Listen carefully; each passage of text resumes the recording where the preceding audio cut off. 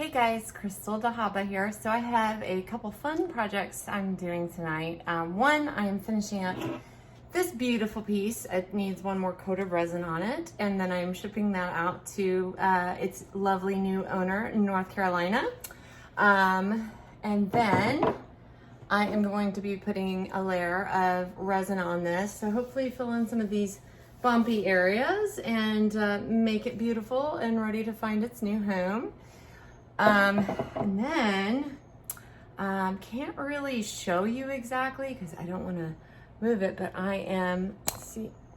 I've got a project down here. So I've got to glue all of these wood pieces on that I whittled myself last night. Look, I even got a little cut on my finger. No, I didn't do it with the knife. It was actually, I was using the silicone here on the table to like support myself. So I was like whittling on the silicone, and believe it or not, the silicone gave me a blister.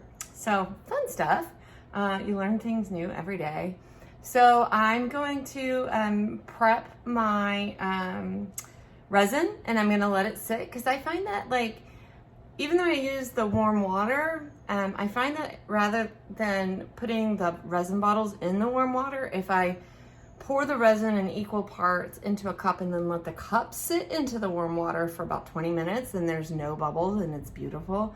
So I'm gonna pour my resin, and then after I do that, I will be back and I will show you my gluing process on this new project that I'm super excited about. It's just gonna be really incredible. I love mixed media pieces. I just feel like that's like my jam.